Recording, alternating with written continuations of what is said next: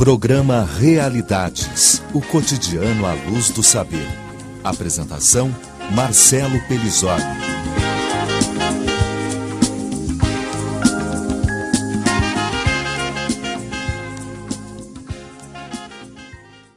Boa tarde, estimados ouvintes. Estamos iniciando mais um programa Realidades, o cotidiano à luz do saber. E hoje nós estamos trazendo novamente, há muitos pedidos, o professor Antenor Vieira de Mello, discutindo esse tema que é um tema da sua especialidade, que é o tema da arquitetura sustentável, também chamada arquitetura de baixo impacto ambiental. Nós fizemos um programa com ele faz pouco tempo e discutimos várias coisas que foram muito importantes, como a questão dos tijolos de adobe, a questão do solo cimento, projetos de construção sustentável, o plano do Novo Recife, enfim, várias coisas, e ficaram muitas questões ainda em aberto. Uma delas, por exemplo, é a questão do sítio histórico de Olinda, que a gente quer discutir hoje, entre outras coisas. Mas vamos retomar, começando a perguntar para o professor Antenor, a sua visão de arquitetura de baixo impacto ambiental, esses elementos de uma construção ecológica, vários nomes. Ele também trabalha com a ideia e a filosofia do movimento da casa autônoma. Seja bem-vindo, então, professor Antenor. Oi, Marcelo, muito obrigado mais uma vez. Estou à tua disposição, dos ouvintes, para a gente continuar com esse debate, né? Essa explanação, para a gente providenciar assim, a geração de conhecimentos que às vezes estão na mão só dos profissionais e tal. A gente precisa ampliar cada vez mais isso, Marcelo. Essa oportunidade é extraordinária por causa disso. E como é que começa, professor Antenor, uma visão dessa arquitetura de baixo impacto? Digamos que uma pessoa queira fazer uma construção, um projeto. O que é primeiro olhar sobre isso?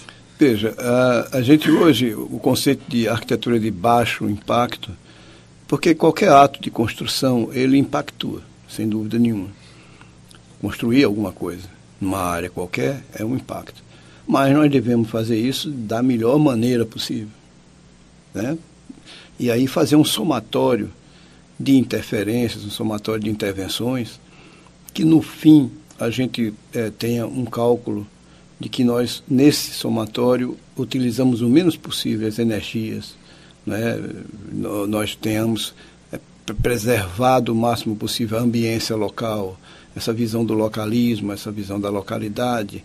Então, o baixo impacto, ele vai, com o tempo, né, se somar.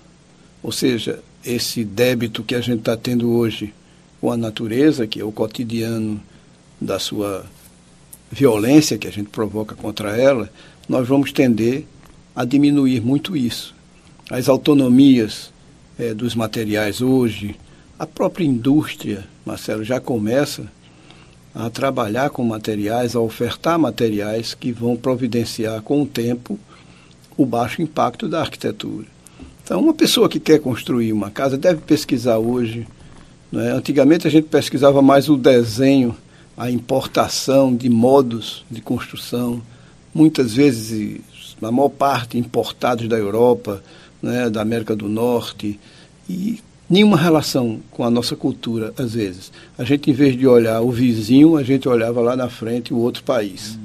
E nós temos no Brasil, efetivamente, um trabalho que vem sendo montado há gerações inteiras, que podem dar uma contribuição também de revisita ao passado. Não é imitar, é aquela história que o Mário de Andrade dizia, o passado é para reflexão, não é para imitação.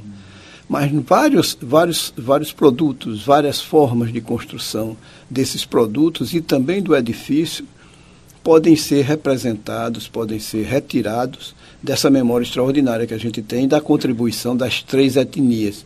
Nós temos um favorecimento muito grande na nossa civilização brasileira, digamos assim, especialmente nordestina, quando nós tivemos a oportunidade de reunir os conhecimentos trazidos pelos portugueses, os conhecimentos trazidos pelos africanos e os conhecimentos que já estavam aqui, que eram compostos pelos indígenas.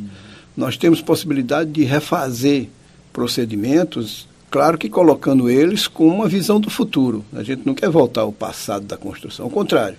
A gente sabe que essas tecnologias hoje estão sendo apropriadas para construir um procedimento tecnológico do futuro. A terra hoje, ou seja, o material estabilizado, não é? Procedimentos de pinturas diversificadas, você pode ter materiais que são comprometidos com outro tipo de comportamento. E as pessoas sabem hoje, cada vez mais, que a questão da sustentabilidade, a questão da relação com a natureza é fundamental para a permanência do homem na Terra, sem dúvida nenhuma, no planeta Terra. Vou colocar então, professor Antenor, alguns itens e você dá pode ser um pequeno exemplo de cada coisa. Certo. Por exemplo, assim, paredes. As paredes, a gente tem vários procedimentos hoje. Os tijolos, que são os tijolos que nós conversamos, de que não solo vão estabilizado, podem ser de várias formas de estabilização desses tijolos, que a gente chama solo estabilizado, o tijolo prensado, adobe, pode né? ser com cimento, pode ser com cal, pode ser com resinas, até algumas resinas industriais de baixo impacto, solúveis em água, e materiais que nós temos. Veja, algumas experiências. Claro que nós não vamos usar isso, mas para a gente ter uma ideia. Em alguns lugares se usou o sangue do boi como constituição da terra estabilizada. Em outro, o esterco do gado como constituição da terra estabilizada. Claro que nós vamos ter que usar tecnologias mais apropriadas. Digamos assim, alguma pessoa que queira fazer uma construção baseada nisso será um exótico, não é? Mas a solução não vai pelo exotismo, a solução vai ter que vir por um comportamento tecnológico de qualidade. Outra coisa, digamos, telhados. Os telhados, hoje você tem até telhas, digamos, de padronagem industrial feitas com reaproveitamento de materiais, não é? São as chamadas telhas ecológicas que a gente chama. Tem uma que é vermelha, né? Outra que é verde, que é um material com aquele tipo de telha que a gente chamava antes, telha de cimento amianto, meu Deus, que era cancerígena, que era violenta. Hoje a gente usa o fibrocimento. E essas telhas hoje são feitas com o quê? Com caixas de leite, com resto de pasta de dente, né, dos invólucros. Elas são, inclusive tem um comportamento interessante, que essas telhas elas têm um comportamento térmico extraordinário, impedem a transposição do calor, grande parte, e são acústicas também tem uma determinação extraordinária em relação a isso. Então, os telhados verdes também podem ser usados, né? E a gente também pensar que a nossa telha canal, que permitia a autoventilação dos telhados, é um negócio extraordinário, né? Nós usamos, durante quase 350 anos, uma técnica que foi desenvolvida pelos mouros, né? Usando barro, usando essa telha de capa e canal. Esses são materiais assim, e também a gente hoje tem telhados com o próprio tijolo. No momento em que você fabrica edifícios, residências com cúpulas, como o arquiteto Hassan Fatih fez no Egito, você não precisa ter nem a telha, você com o próprio material da parede, você constrói o próprio teto. São mais circulares, né? Para a área habitacional individual, você tem milhares de construções. O grande problema da gente é constituir os edifícios das áreas urbanas, os edifícios altos, com um critério de baixo impacto, de menos impacto possível. Esse é que é o grande desafio, porque 85% das pessoas hoje moram na área urbana. Não adianta você também fazer um projeto, Marcelo, exótico para uma casinha lá no meio dos matos. Não é isso que vai resolver o problema. A gente tem que se disponibilizar para, junto com o homem urbano, no contexto da urbanidade. Os edifícios, né? Os edifícios. É muito difícil, né? Os conjuntos, os grandes edifícios que a gente precisa para a área comercial. Né? Que tal que um dia a gente pudesse ter um shopping, todo ele de baixo impacto ambiental? Com reaproveitamento de água, energia, né? Energia solar, energia eólica, águas negras, águas cinzas. Você trabalhar com a captação de água de chuva. Quando eu vejo o inverno aqui em Pernambuco torrencial, às vezes a gente tem no mês o que não choveu no ano inteiro, e eu vejo aquela água ir embora, eu digo, vai para onde? Que riqueza a gente está perdendo, né? A ventilação, às vezes a gente encontra casas que parece que não são muito pensadas para ventilação e para o uso do... Falando em ventilação, o Cobogó, a gente gostaria de ouvir, professor Antenor, como é que surgiu essa ideia do Cobogó? É interessante. Eu aprovei o ano passado e estamos desenvolvendo, vamos terminar agora em agosto, um livro pelo Funcultura, aquele projeto de cultura do governo do Estado, em que nós estamos chamando esse livro de O Cobogó de Pernambuco. Esse elemento vazado ele foi utilizado pela primeira vez na caixa d'água de Olinda, pelo arquiteto Luiz Nunes. Que hoje foi recuperada, né? Ela foi recuperada, foi restaurada, fizeram um elevador em volta. É um edifício que eu sempre brinco assim, dizendo que ele explica Brasília. Você quer estudar Brasília, começa pela Caixa d'Água de Olinda. E ali foi usado pela primeira vez. Se você subir ali a 1h da tarde, não pelo elevador externo, mas por dentro das escadas que você tem de comunicação interna da Caixa d'Água, você se encostar por dentro no Cobogó, você vai ter frio. Você vai sentir frio a 1h da tarde em pleno verão. A Caixa d'Água mostra que não havia necessidade de ar-condicionado em Pernambuco.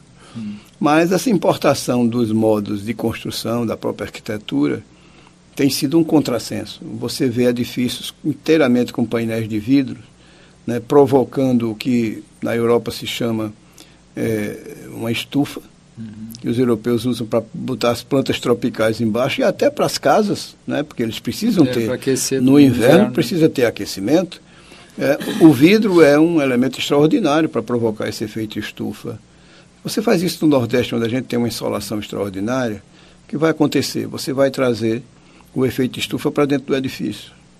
Você vai esquentar o seu edifício. E para você esfriar, vai ter que botar um ar-condicionado. E a energia enorme que se gasta. Puxa vida, é um negócio fora do comum. Para a saúde das pessoas também, né? A questão do ar-condicionado é terrível. E um volume realmente de consumo energético fora do comum. A palavra Cobogó, ela vem de onde? Ela veio, assim, é muito interessante isso. Os 3 engenheiros, que eu chamo assim visionários da época, faziam parte de uma fase em Pernambuco que foi muito importante. Pernambuco, em certo momento, principalmente através da Diretoria de Arquitetura e Urbanismo da Prefeitura do Recife, reuniu um grupo de revolucionários modernistas, que a gente chama assim de modernistas sentimentais, né, ou românticos. E o Luiz Nunes, o mineiro Luiz Nunes, foi um deles. Nessa Diretoria de Arquitetura e Urbanismo nós tínhamos Joaquim Cardoso, né, o grande calculista de Oscar Niemeyer de Brasília inteira. Nós tínhamos o Burle Marx fazendo os primeiros jardins do Brasil, aqui em Pernambuco. Ou seja, Recife realmente era um point, como os meninos chamam hoje, né, de vanguarda do pensamento da arquitetura e da engenharia. E esse arquiteto Luiz Nunes, ele tomou conhecimento desse elemento vazado que chamava, né, que foi pedida a patente dele em 1929 por 3 engenheiros. Né? Esses engenheiros com os sobrenomes de Coimbra, Bockmann e Góes. Antônio de Góes, que tem aquela avenida no Pina, foi prefeito 8 anos do Recife, pessoas de posição, inclusive até política avançada. E eles tiraram, quando registraram esse elemento, em 1929, eles pediram a patente e chamaram de Cobogó, exatamente o Có de Coimbra, o Bó de Bockmann e o Góes de Gó. E hoje você pega uma criancinha de 5 anos de idade numa casa e você diz, o que é aquilo ali? Ele disse, é um Cobogó. Quer dizer, é uma coisa que a civilização nossa, a cultura nossa conquistou. Mas estava havendo um problema, que está havendo assim, que eu acho que é de denominação. Esses Cobogós hoje são chamados, em algumas regiões do Brasil, principalmente no centro-sul e no sul do país, de elemento vazado, que explica, de uma certa forma, esse Cobogó, que foi uma coisa criada em Pernambuco. Nós temos um grande orgulho disso, tanto que na caixa d'água foi usado pela primeira vez, com essa função de ventilar, de cortar a iluminação, de controlar. Nós não estamos fazendo nada mais, e esses engenheiros tinham essa visão, do que revisitar a arquitetura morisca. Se você pegar os sobrados moriscos de Olinda, principalmente o sobrado 28 da Rua do Amparo e o sobrado 7 do Pátio de São Pedro, onde é o restaurante morisco, você vai ver que ali tem naqueles balcões aquelas trelicinhas de madeira, que os matutos chamam de arupema. Eu acho lindo isso. E os mais sofisticados chamaram em certa época de gelosia. E é engraçado que gelosia vem de jalousie em inglês, que é ciúme, e gelosia em francês, que é ciúme também. Que era porque aquelas pecinhas de madeira, fazendo aquela trelicinha, elas ocupavam o balcão inteiro. E as mulheres, na época, não poderiam colocar a sua face na rua. E elas ficavam por trás daquelas treliças. Ou seja, reproduzia a história do ciúme árabe. Por isso essa expressão gelosia também. E foi ali que eles viram que era uma forma portuguesa de convivência com os trópicos. Olha, os trópicos nossos, principalmente o trópico latino-americano, América do Sul, com as nossas florestas extraordinárias, eles são de uma agressão com o europeu que é uma coisa muito séria. O calor, né? Até os insetos, as nossas muriçocas, os nossos maruins, destrói um europeu aqui. E para conviver com isso, os portugueses inteligentemente fizeram uma adaptação das arquiteturas desérticas, da área do deserto, principalmente mouris, que eles foram influenciados durante 500 anos pela invasão da Península Ibérica pelos mouros, pelos moçárabes, e eles trouxeram essa forma de convivência. Engraçado que esses sobrados são voltados, como a da Rua do Amparo, é voltado para poente. E você tem uma filtragem da luz, você tem uma autoventilação do edifício, mesmo você pode abrir as portas, que você não tem contato com a rua, porque a treliça, na época, fechava o balcão inteiro. Hoje eles estão abertos, só fecha o peitoril, digamos assim, do balcão. Mas antes era inteiramente fechado, até para proteger as pessoas de várias situações. Eles fizeram uma revisita a essa inteligência portuguesa da convivência no trópico. O português tinha que se virar, né? Senão ele não conseguia ficar por aqui. E os engenheiros fizeram com o tempo, o Luiz Nunes percebeu isso também, e a extensão do uso do cobogó é uma coisa extraordinária. Nós estamos escrevendo um livro chamado O Cobogó de Pernambuco, porque nas revistas, às vezes até em livros, se cita que foi patenteado em 1929 por 3 engenheiros, mas dificilmente se diz que são 3 engenheiros pernambucanos. E Pernambuco, na época, era realmente uma área de vanguarda na questão da arquitetura proto-modernista, como a gente chama, até antes da própria modernidade, da década de 50, né, no sul do país. E nós antecipamos uma série de coisas dessas. Ou seja, Pernambuco era um ponto de vanguarda nessa área no Brasil. Certo. Você falou de Olinda, então vamos começar um pouco o assunto, que hoje é um dos temas fundamentais, já começar, depois a gente continua, depois do intervalo também, é o sítio histórico de Olinda. Tem várias coisas que a gente pode conversar, né? Os seus trabalhos, como é que têm sido feitos lá, suas, inclusive, aulas, né? Que você leva os alunos para o sítio histórico. E também, falando na questão da sustentabilidade, como é que esses prédios antigos duram tanto tempo, né? E foram feitos de cimento? Ou de que são feitos? De ferro? Olha, Marcelo, o sítio histórico de Olinda, claro, nós estamos completando esse ano, no dia 14 de dezembro, agora de 2012, 30 anos do recebimento do título de Patrimônio Cultural da Humanidade. Então, é uma área muito especial. Foi uma luta muito grande na época, 30 anos atrás, para tentar se conquistar esse título.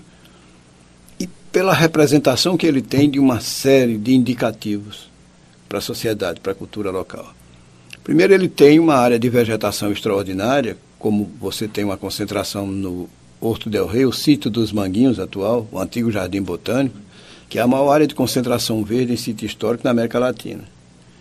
E é um controlador ambiental extraordinário da área do chamado sítio histórico de Olinda, que é 1/3 do município de Olinda. A área de tombamento equivale a 10,4 quilômetros do município da cidade, do município de Olinda, e essa é a cidade propriamente dita. Essa área é extraordinária. O outro grande elemento do sítio histórico de Olinda é a concentração de atividades culturais, patrimônio vivo de Olinda. Foram esse reconhecimento que a Unesco deu, através do Conselho Internacional de Monumentos e Sítios, quando tombou Olinda 30 anos atrás. E aí a gente tem que sentir que esses elementos que lá estão são pedagógicos. Eu uso o sítio histórico de Olinda como um laboratório para as minhas aulas de intervenções em sítios históricos, de técnica retrospectiva e de planejamento do espaço turístico.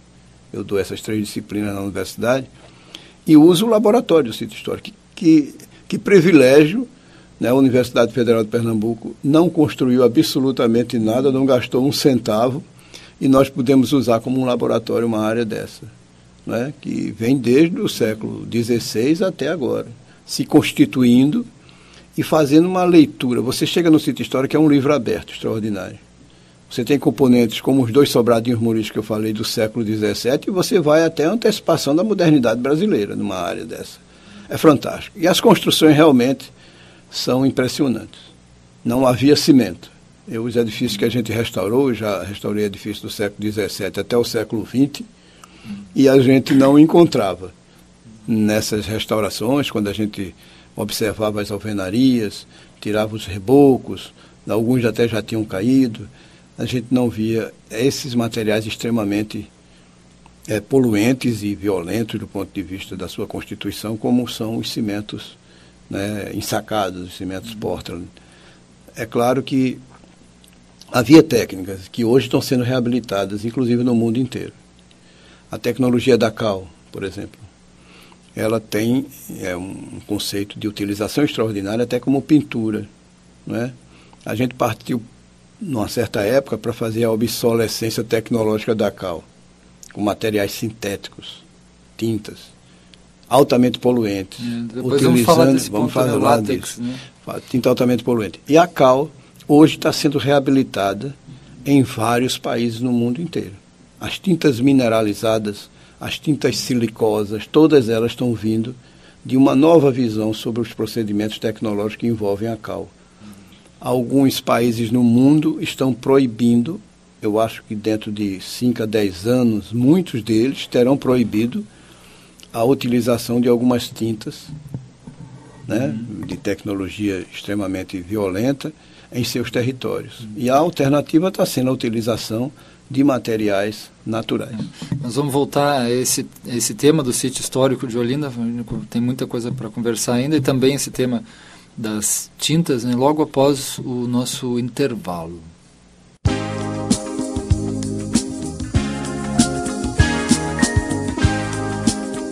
Estamos apresentando Realidades, o cotidiano à luz do saber.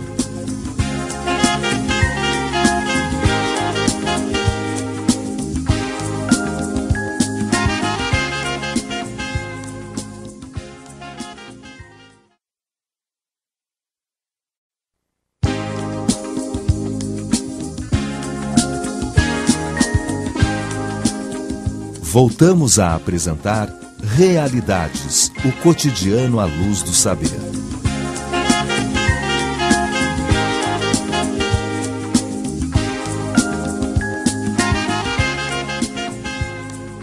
Nós estamos conversando com o professor Antenor Vieira de Mello no tema da arquitetura sustentável e de baixo impacto, e agora com foco no sítio histórico de Olinda.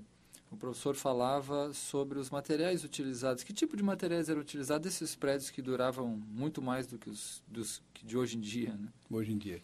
Veja, os portugueses têm uma forma de apropriação que eu acho extraordinária. Quando eles foram mercenários do exército romano, como os espanhóis foram também. Eram povos pobres da Europa. E talvez não os mais violentos e os mais fortes. Eles perdiam para os visigodos, para os godos, para os gauleses. E ficaram possivelmente nos trechos piores da Europa. Portucale, lá em cima, na Gália, estava em cima das pedras.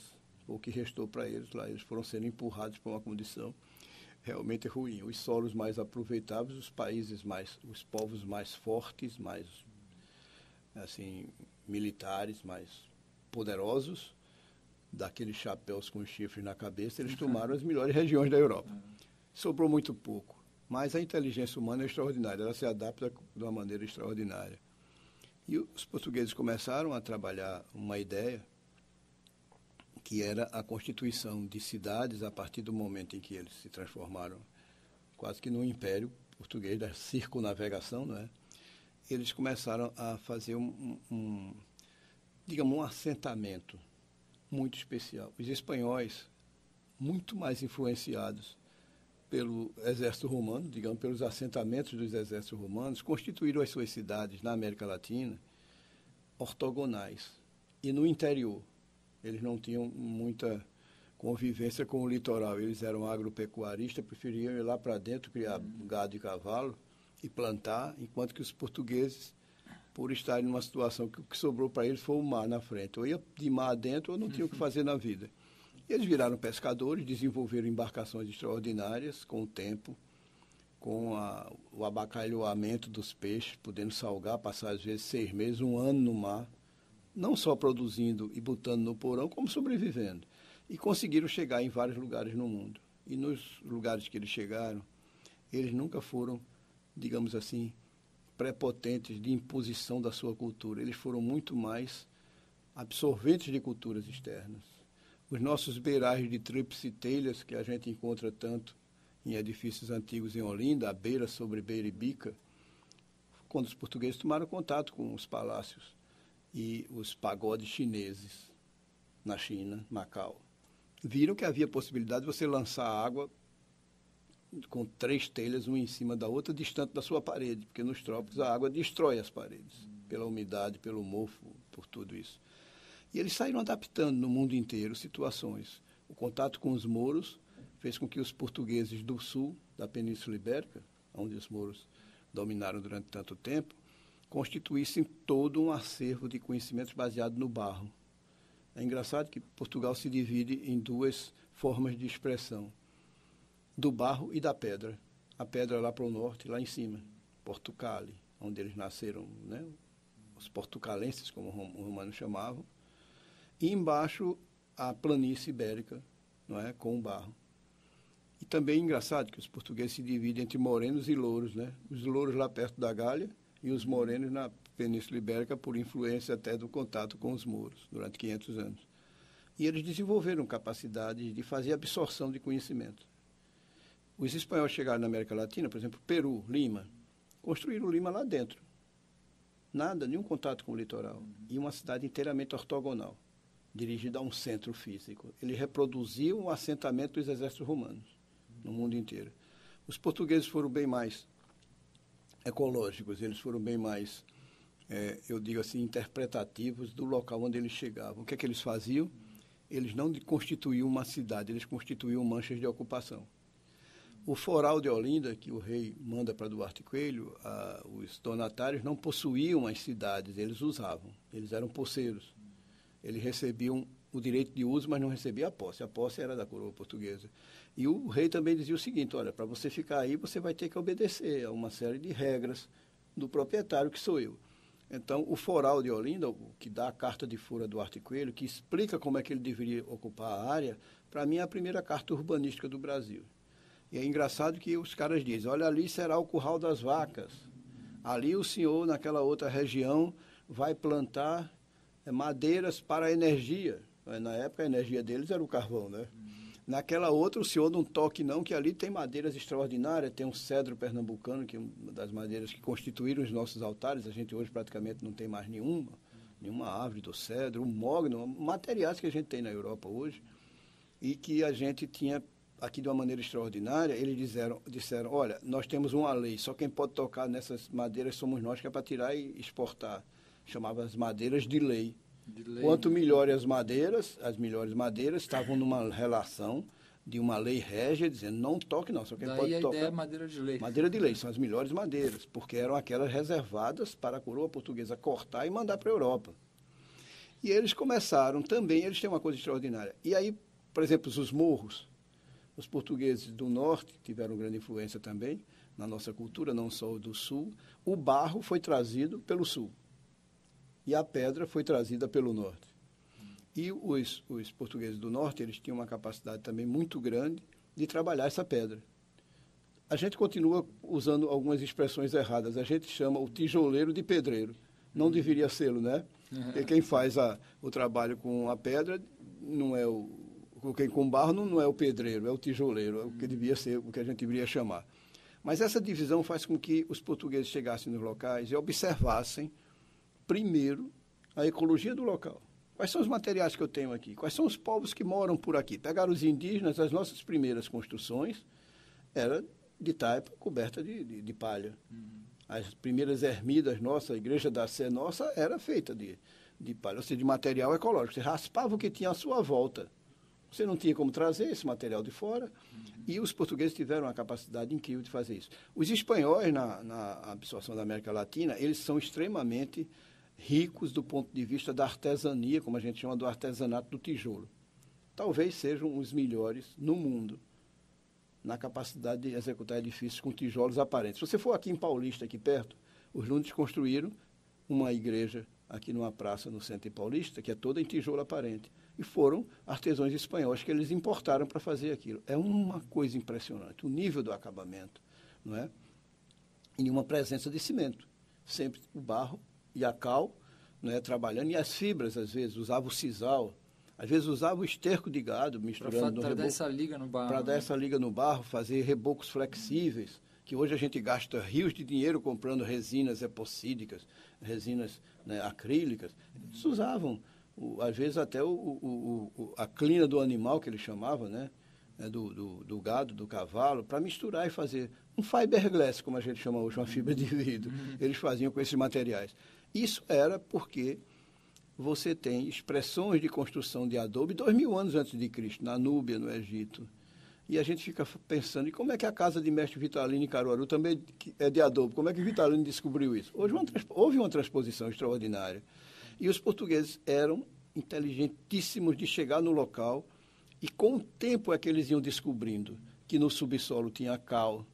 O que é que eles usaram pela primeira vez? A cal, calcinando as ostras, a unha de velho. É engraçado, você chega na sede de Olinda lá em cima e alguns guias dizem, olha, tá vendo aqui, é cheio de ostras, aqui já foi o mar já chegou aqui em cima. Mas era não, porque você usava as ostras para fazer calcinação, a unha de velho para fazer calcinação e usar como cal. Você não conhecia o subsolo. A cal de subsolo mineral, ela só foi da pedra calcária, ela só começou a ser usada quando você descobriu o subsolo. Do mesmo jeito, outros materiais, a pedra calcária, os barros de qualidade, você precisava conhecer a geologia do local, a geoformologia do local, ter uma ideia sobre isso para poder fazer as construções. Aí, depois disso, é que o sítio histórico de Olinda começa a construir os edifícios com caráter mais sofisticados.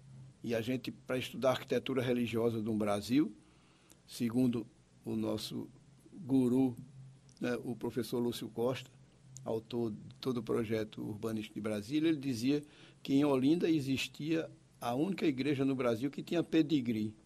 É aquela referência que você tem nos cachorros quando eles são excelentes, você tem um pedigree todo em vermelho, que significa o cachorro é filho de campeões da raça. A Igreja da Graça, do antigo Real Colégio dos Jesuítas em Olinda, onde é o seminário hoje, há 200 anos que é o seminário, ela é uma transposição do Renascimento italiano para Olinda. E é por onde você começa a estudar uma trilha da arquitetura religiosa no Brasil, é por ali. Excelente a construção. Né? Toda nesse sistema toda. de a gente, adobe, né? Em arquitetura a gente chama, ela é em tijolo, em pedra e em tijolo. A gente chama, ela teve uma parte em pedra, outra parte que foi constituída posteriormente em tijolo. A gente tijolo desse formato que se usa hoje também. O tijolão, o tijolão. Agora era queimado. Tá. Essas daí se usava muito a queima. Se usou muito o tijolo de adobe também, mas isso a gente tinha mais o privilégio da queima porque, infelizmente, a madeira era abundante. Era. E aí se queimava o tijolo indiscriminadamente. Nas regiões onde você tinha problemas, como foi mestre Vitalino em Caruaru, no Agreste, claro que você não tinha o volume de madeiras que você tinha aqui. Desenvolveu-se mais a taipa, né, de mão, de supapo, de pilão, e desenvolveu o adobe também, para não queimar, né, para você poder fazer edifícios que não precisasse de usar madeira para queimar. Mas o litoral, a Mata Atlântica, meu Deus do céu, forneceu essa queimadura. Para você ter ideia, um milheiro de tijolos para ser queimado gasta em torno de 14 árvores de médio porte. Se você for usar isso, é realmente um problema sério. Você vai desertificar mais ainda do que a gente já está. E essas construções usaram esses materiais e usaram também os princípios romanos dos arcos, das arcadas extraordinárias. Ou seja, você vence vãos, você abre janelas, você abre portas com dimensões extraordinárias. No mercado Eufrásio Barbosa, em Olinda, eu encontrei um vão de 7,50 metros, todo em tijolo. Olha, não é mole, hein? E você usava esse conhecimento dos arcos que os romanos passaram para a gente. Os aquedutos romanos, como na Lapa, no Rio de Janeiro. Então, a gente conseguiu juntar tudo isso. E os portugueses iam fazendo assim, eles iam chegando e vendo com que materiais eles poderiam trabalhar. Chegaram em Ouro Preto, por exemplo. Ouro Preto é de taipa. Os grandes casarões de Ouro Preto têm uma estrutura toda em madeira, parece até um edifício de concreto, toda a ossatura em madeira, e eles fecham a parede usando taipa. Aqueles solários extraordinários, casarões de 3, 4 pavimentos, porque você tinha dificuldade de produzir o tijolo lá. E isso você vem trazendo com o tempo esses conhecimentos. O sítio histórico de Olinda, fantasticamente, conta toda essa história, século XVI, XVII, XVIII, XIX e XX. Você tem um livro aberto sobre a civilização, o assentamento da civilização brasileira no sítio histórico de Olinda. Por isso que eu uso ali como um laboratório para falar sobre essas coisas e ir no local. Vamos falar então das tintas, né? Você falou uma outra vez que nós nos encontramos lá em Aldeia, né? Nesse projeto da Ecovila que você falou outra vez aqui no programa, sobre o problema das tintas látex e outras tintas. Que problema é esse? O que a gente pode usar como substituto? Veja, há sim alguns remanescentes de um ideário das tintas que são de uma utilização intensa de produtos químicos. Em certo momento, alguns países, especialmente Estados Unidos da América do Norte, descobriu que usando materiais sintéticos, você poderia substituir de uma maneira assim total, praticamente, as tradições construtivas do passado. E uma das relações que houve foi com a tinta, a pintura das edificações. E essa pintura das edificações foi engraçado porque, quando terminou a Segunda Guerra Mundial, segundo informações, os Estados Unidos da América do Norte tinha um contingente de fábricas para a borracha sintética extraordinário. O esforço de guerra, não só a borracha importada do Brasil, mas a borracha sintética, ela precisava ser produzida em altíssima quantidade para abastecer o esforço de guerra. Pneus, você imagina a quantidade de borracha que se usou na Segunda Guerra Mundial. E o Brasil exportou muito borracha natural. Aqui em Pernambuco nós tivemos um exemplo, o governador Cid Sampaio criou a Coperbo, Companhia Pernambucana de Borracha Sintética, com base na cana-de-açúcar, que hoje é a Petroflex, no Cabo, não é mais a Coperbo, ela foi privatizada, a maior produtora de borracha do mundo. A Petroflex está aqui entre a gente, usando a cana-de-açúcar como material de fabricação da borracha sintética. Essa borracha, nos Estados Unidos, quando terminou a Segunda Guerra Mundial, a quantidade, segundo informações, de fábricas era imensa, e os operários que estavam nessas fábricas iam fazer o quê? Já não havia mais a demanda da Segunda Guerra Mundial. Para roupa, para botas, você imagina o esforço, né, que se fez para construir indústrias rapidamente para abastecer a guerra. E aí parou. Eles têm uma coisa extraordinária, que eu acho, na civilização americana, que às vezes é o desafio à própria comunidade para resolução de problemas. E fizeram um concurso para ver quem tinha uma proposta para a utilização da borracha, para não fechar as fábricas e não haver desemprego.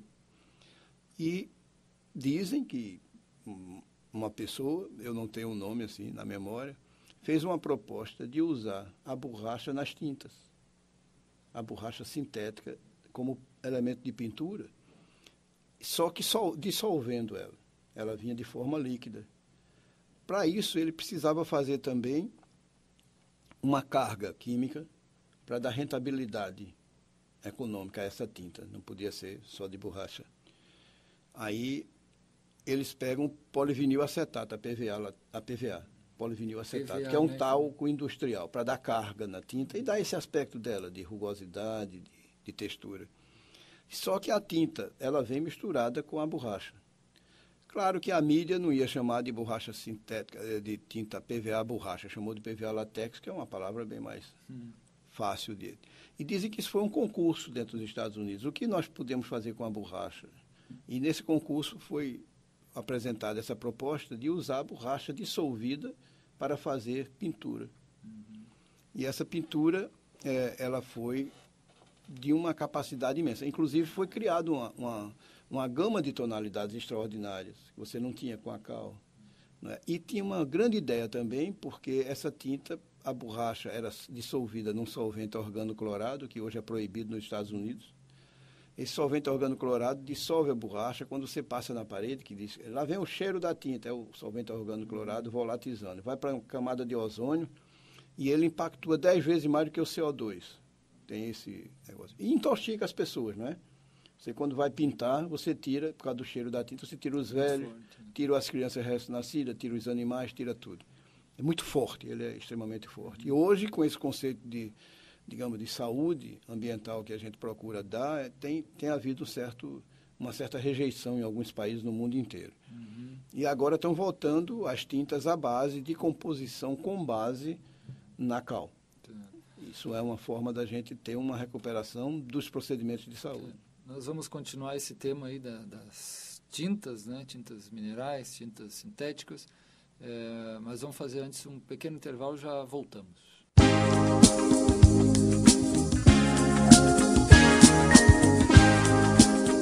Estamos apresentando Realidades, o cotidiano à luz do saber.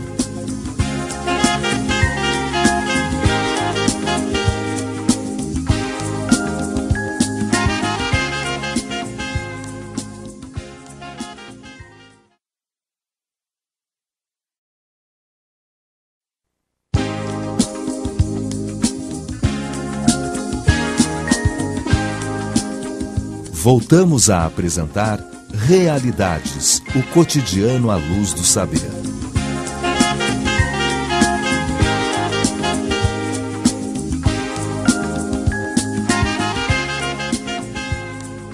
Nós estamos conversando sobre construções sustentáveis, arquitetura sustentável, de baixo impacto ambiental e sítio histórico de Olinda, e com o professor Antenor Vieira de Mello, da Universidade Federal de Pernambuco.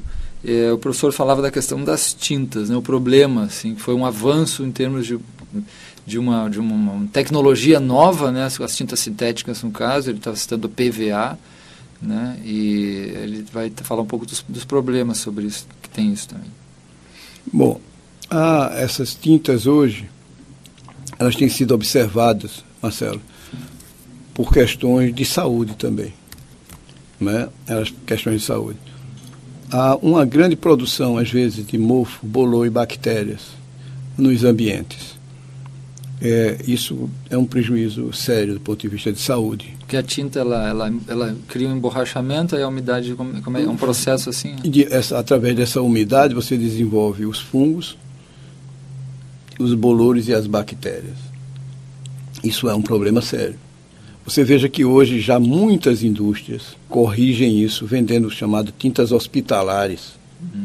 Você pega nomes de indústrias importantes que tem aqui no Brasil e que já vende tintas com essa característica. Por que tintas hospitalares? Porque na pintura dos hospitais, se você tiver uma pessoa deitada ali com problema de saúde, é um risco muito grande você passar o solvente organoclorado no nariz dela. E aí as pessoas... Hoje já as empresas estão usando tintas solúveis à base de água, que é o solvente universal. Então está havendo, não há nenhuma denúncia a respeito disso, mas há já uma forma industrial de ir substituindo essas questões todas. A tendência vai ser assim, nesse momento. Não pode ser uma coisa de radicalidade, porque há todo um processo por trás disso, como a gente colocou, até do operariado, do pessoal que sobrevive, né, das estruturas todas que estão ligadas a essas formas de produção. Mas no mundo inteiro essas formas de produção estão sendo repensadas, algumas já estabelecidas comercialmente.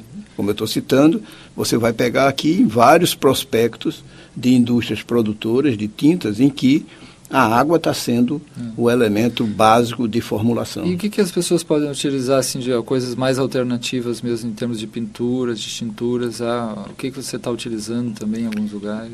O grande problema que você tem, que a gente chama de obsolescência tecnológica produzida, é quando você usa algumas tintas sintéticas por cima da cal, a cal absorve, mas depois não há mais essa possibilidade.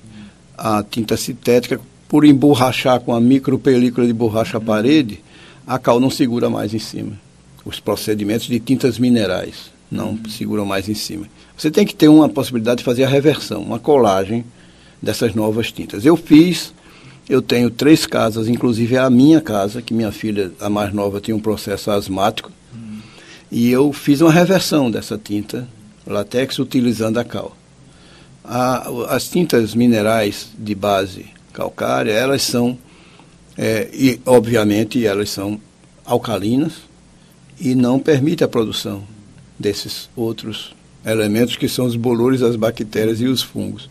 Se você chegar numa granja, Marcelo, para você entrar num galpão daqueles que tem milhares de pintos ou de galinhas poedeiras agarradinhas umas nas outras, você der um espirro ali, você mata tudo, por contaminação. Então você tem que ter um critério muito grande de limpeza. E você tem nesses galpões, na entrada, o que eles chamam de pé dilúvio. Não sei se tu já viste. É uma área assim de 1 metro quadrado, por exemplo, em que você rebaixa 10 centímetros e enche de cal. Para você entrar com o seu sapato, que vem das ruas contaminadas, você tem que pisar ali para poder entrar no galpão, senão você não entra. E eles já fazem isso automaticamente. Ou seja, a cal, ao produzir um ambiente alcalino, ela combate a produção de fungos, bolores e bactérias. Isso é tão importante que, se você for nos hospitais, alguns hospitais em Pernambuco, segundo informações que nós tivemos, o maior índice de demanda hospitalar são as doenças alérgicas, alergias. E, em segundo lugar, são os desastres de moto. Eu fiquei impressionado com esses dados. Uma das formas da gente combater é fazer uma reversão desse procedimento da utilização das tintas que produzem fungo, bolores e bactérias. Há vários procedimentos técnicos possíveis de fazer isso. Alguns, assim, de ordem popular, né? O sabão em barra, né? A tinta misturada com óleo de linhaça, a tinta com sal. Há fórmulas que você usa a base da cal para colocar e conseguir que ela segure em cima da tinta antiga que você tem, sem precisar estar fazendo um trabalho extraordinário de reconstituição do reboco, tirar tudo e tal. Então, existem técnicas que estão sendo utilizadas. Algumas empresas, como a BASF na Alemanha e tal, já estão produzindo tintas de base mineral e tintas de base silicose. Eles sabem que a revolução das tintas no século XXI vão ter que ser as tintas, né, de composição alcalina, que não produzam nenhuma possibilidade de você ter processo de alergia pela respiração dos fungos que se processam no ar. E os materiais mais poluentes, né, que são fabricados nessas tintas? Então, são, né, muito... claro que sim. Vamos voltar para o tema da cidade, tanto de Recife quanto Olinda, para encaminhar a questão que você trabalha, professor Antenor Vieira de Mello, com a ideia das 3 expansões, né, que estão ligadas ao crescimento da cidade tanto de Olinda, no Porto de Recife, afetando Olinda, em tempos, né, passados, e essas 3 expansões também ligadas a Recife, que agora tem a questão de swap, né? Isso. Veja, Marcelo, principalmente na disciplina que eu ensino, intervenções em sítios históricos, eu tenho feito com os alunos uma rememoração, né, uma revisita a alguns procedimentos de desenvolvimento urbano da nossa cultura, nessas cidades litorâneas da gente. Vamos começar rapidamente por Olinda. O que é que acontece? Quando o Duarte Coelho chega, que descobre que o sítio histórico de Olinda, que hoje a gente chama de sítio histórico, era um local ideal para eles, eles gostavam muito de ficar nos altos, coisa que os holandeses não gostavam, né? Porque os portugueses, por terem vivido em áreas altas na Europa, né, nas áreas que mal chegavam as cabras, eles desenvolveram um tipo de guerra, de guerrilha, eles desenvolveram outro tipo de combate, de defesa, e gostavam muito de ver tudo de cima, para saber quem estava chegando. E aí eles ocuparam cidades que tinham essa constituição. O sítio histórico de Olinda hoje Olinda tem 7 morros. Até eu me lembro muito, o professor Germano Coelho dizia, Olinda tem os 7 morros de Roma, as 7 colinas de Roma. 5 são no sítio histórico, 2 são fora. E nessas áreas desenvolveu-se um tipo de comportamento de ocupação que é muito interessante. Só que precisava ter também um contato portuário. As coisas vinham da Europa, né, e tinha que se mandar muita coisa para a Europa também. E se desenvolveu Olinda, o primeiro porto dessa região toda aqui. Olinda explode economicamente.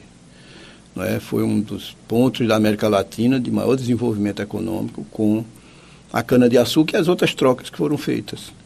E aí Olinda desenvolve também uma questão importantíssima, que é engraçado. Nós tivemos uma pestilência em Olinda no século XVII, que ninguém sabia, que era a febre amarela provocada pela muriçoca, que já vinha de muito tempo. E numa época se fez em Olinda, por já está havendo uma disputa com Recife em torno da atração portuária. Olinda cresceu tanto e o comércio também em Recife começou a desenvolver e as atividades portuárias em Recife começaram a se desenvolver. E o grande porto de Olinda, que era o Varadouro, o Vara de Ouro, como a gente chama, não aguentava mais as novas embarcações, os novos navios de grande porte. E Olinda construiu, onde hoje é o bairro de Santa Teresa, um dique para fazer uma retenção, como se fez no Panamá, para que os maiores navios pudessem ficar ali, e dali você, com a rancheira, com a catraia, né, com a alvarenga, você levava até o porto do Varadouro, o que o navio não conseguia mais chegar, porque o porto era pequeno para ele. Já era uma briga, né, econômica com o desenvolvimento de Recife, que estava ofertando um porto natural nos arrecifes, em que os grandes navios podiam chegar para Recife. Essa briga fez com que, com o tempo, Olinda perdesse a hegemonia econômica e política, né, a liderança política, para o Recife por causa do porto. É tão engraçado isso que nessas áreas, principalmente lá em Santa Teresa, onde foi feito esse grande dique para dar calado, como eles chamam, aos navios, até hoje pessoas das antigas, mesmo que a gente chega lá para conversar, dizem que aqui era o bairro dos arrombados, que uma das soluções que o povo imaginou que poderia ser para combater a pestilência de Olinda, que matou quase 1/3 da população de 3 habitantes, 1 morreu, foi arrombar esse dique, porque eles achavam que aquelas águas pretas e putrefactas, como eles chamavam, podia estar trazendo coisas para a pessoa. Não sabia o que era a muriçoca, que realmente estava se abastecendo ali pela retenção das águas, as águas extremamente orgânicas dos mangues, dos canais, que ficaram retidas ali. Uma água preta, uma coisa impressionante, um mau cheiro impressionante. E esse bairro hoje, em Santa Teresa, muita gente ainda chama o bairro dos arrombados, porque os diques foram arrombados para poder liberar essa água. E Olinda perde a hegemonia. Quando perde a hegemonia, Recife começa a desenvolver uma outra centralidade. A expansão de Olinda se perde e a expansão da economia gira agora em torno dos grandes engenhos. Engenho Casa Forte, Engenho do Meio, Engenho Casa Amarela, Engenho Torre. A ligação desses engenhos com o porto cria as grandes avenidas naturais. Não havia projetamento para isso. Foi sendo criado organicamente. Vamos ligar o meu engenho ao porto? Vamos. Faz uma estrada para lá. Um caminho. Daqui a pouco esse caminho se desenvolveu e os grandes bairros de Recife nasceram desses grandes engenhos. E Recife cria uma nova centralidade e abandona Olinda. O sítio histórico de Olinda passa durante quase 150 anos, até chegar agora, por uma reversão econômica, empobrecimento. Não foi ruim porque foi esse empobrecimento que conservou o que estava lá para a gente, que é um contrassenso, mas isso é verdadeiro. Como o Recife antigo. E aí o porto de Recife cresceu extraordinariamente. Os portugueses se localizaram, os mascates se localizaram ali, fazendo casarões enormes. Se diz que Recife é a cidade dos sobrados magros. A especulação imobiliária na época, a gente está reclamando hoje, era tão grande que você tem pavimentos de 4, 5, edifícios de 4, 5 pavimentos, casarões. Dizem que são os sobrados magros mais finos do Brasil, porque a extensão de terra, a fachada, era pequena para você poder explorar as ilhas, que Recife era formado, Ilha de Antônio Vaz, todas essas ilhas. Tinha muito pouca terra. Esse problema já é de muito tempo atrás. Tanto que deu... E foi muito aterrado, né? Muito aterrado. E tudo isso, principalmente os holandeses vieram para aqui com essa cultura do aterramento, eles são especialistas nisso, né? Até hoje, o único país que continua se expandindo na Europa são eles que fazem através dos aterros, né? Continua crescendo. E aí, Olinda perde a sua centralidade e é criada uma nova centralidade em Recife. Essa centralidade, com o tempo, principalmente no final do século XIX, início do século XX, um pouco, talvez na metade do século XIX para frente, os ingleses que aqui chegaram e conquistaram essa região toda, os ingleses se orgulhavam de dizer que em Recife nós vendemos da agulha à locomotiva, no Brasil quase todo. Ficaram quase como um monopolista do antigo comércio que era monopólio de Portugal, agora passei a ser monopólio dos ingleses, mas os ingleses não queriam morar nos pardieiros, como se chamavam antes. Eles foram para os bairros periféricos para construir casas de origem nórdica, como a gente tem no Poço da Panela, como a gente tem em tantos bairros aqui de Recife, casas soltas no terreno, com os jardins envolvendo. Eles não queriam morar como os portugueses moravam, em cima do próprio negócio. Eles achavam isso promíscuo e muito inadequado. Eles queriam um ambiente de convivência muito maior, e aí se fomenta o crescimento dos bairros periféricos da cidade tradicional do Recife, que era em volta do porto. Claro que esses bairros se desenvolvem, e aí o maior exemplo deles é Boa Viagem, que através de uma ponte do Pina explode. E é isso hoje que nós conhecemos, que é a grande centralidade habitacional. Está havendo uma certa reação, houve, em torno da Boa Vista, né, em torno do Parnamirim, em torno um pouco de Casa Forte, mas a expansão de Boa Viagem é uma coisa fenomenal, né? Ela explode, o Recife explode. E ao explodir, como fez com Olinda, abandona o Recife antigo, né, que ficou só com atividades, na época, agora, da década de 60 e 70, com atividades comerciais e com prostituição. Isso, com o tempo, claro, o abandono desses edifícios traz uma reflexão. E nós vamos deixar assim? Aí tenta-se fazer uma revitalização da área, projetos caríssimos, mas são importantes, para que o Recife volte a ser, como a gente está vendo no Recife Antigo, como os meninos chamam, né? O antigo, e falam, vou para onde é que vai hoje? Vou para o Antigo, a gente sabe para onde é que eles vão. Agora mesmo, hoje à noite está tendo, né? Ontem teve Seresta e uma série de coisas. Tentando revitalizar essas áreas, mas é muito difícil. Boa Viagem, qual é o destino futuro de Boa Agora Viagem? Veja, à medida que houve a ponte do Pina, a história vai nos ensinando que esses movimentos, eles são mais ou menos semelhantes. Olinda perde a hegemonia para Recife, e Recife ganha um novo centro, uma nova centralidade. Boa Viagem é parte de uma fuga do Recife, como se fosse também uma nova centralidade. Atividades comerciais, tudo. E agora, com a ponte do Paiva, nós estamos sentindo que a nova centralidade, a quarta, podemos dizer assim, que Boa Viagem a gente está considerando uma, passa a ser a ponte do Paiva, que vai levar o recifense para lá. Eu não quero dizer isso, que meus amigos de Boa Viagem às vezes ficam olhando, os alunos ficam olhando para mim, eu digo, mas nos próximos 50 anos, quem sabe Boa Viagem vai virar Manhattan nos Estados Unidos, uma favela vertical. Uma favela vertical. Desculpa, isso é brincadeira. Mas assim, provavelmente essa área do Paiva e Pujuca, com a nova centralidade de um novo porto, que é o Porto de Suape, vai reproduzir o que foi o Porto de Olinda, a perda, o que foi o Porto do Recife, a perda, e esses bairros vão ter problemas sérios. Outros países que passaram já há mais tempo por esse fenômeno, como os Estados Unidos, né? No Sul, tu lembra que o Sul ficou abandonado, o bairro do Porto americano, até que uns malucos feitos Andy Arrow, né? E Basquiat foram para lá, e uma série de artistas plásticos, pegaram os galpões abandonados, fizeram seus ateliês. Hoje é uma das áreas em que o metro quadrado é mais caro nos Estados Unidos da América do Norte. É o bairro do Sul, que era um antigo porto que tinha sido abandonado. Hoje é assim, a sofisticação cultural foi toda para o porto lá. Hoje aqui querem fazer difícil, né? Agora aqui eu acho assim, é o projeto Velho Recife,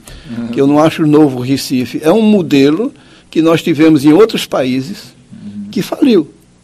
Né? Você tem algumas áreas nos Estados Unidos que você vê 4 viadutos, um em cima do outro. Como é que não resolveu o problema do trânsito? Né? Então essas cidades têm que ser repensadas. E que oportunidade esse país como o nosso, que é um país novo, né? É emergente, cada vez mais emergente, poderia ter para dizer para o mundo inteiro, olha, nós vamos construir de uma maneira mais própria, com sustentabilidade, né, com relações de ecologia urbana. Não é? Isso é possível. Há teorias, há práticas sobre isso. O que precisa é que, através dos governantes, através da postura, da gestão das cidades, a gente pense de outra forma. Sim. Que pena que nosso horário se explodiu aqui. É o nosso segundo programa com o professor Antenor Vieira de Mello, e a gente pensa assim, talvez tenha que ter mais algum programa, porque são muitas histórias muito interessantes que envolvem memória, história, sustentabilidade, cidadania, né? Modelo urbano, enfim, o ambiente humano e das cidades, né? Então agradecemos muito a presença do professor Antenor Vieira de Mello, Departamento de Arquitetura da Universidade Federal de Pernambuco, discutindo com a gente esse tema, né, da sustentabilidade, arquitetura, baixo impacto, sítio histórico de Olinda, né? Obrigado, professor. Obrigado a você, Marcelo, pela oportunidade. Valeu muito. Até a próxima, então. Você ouviu Programa Realidades, o cotidiano à luz do saber. Apresentação, Marcelo Pelizoli. Produção e edição, Maiara Lima.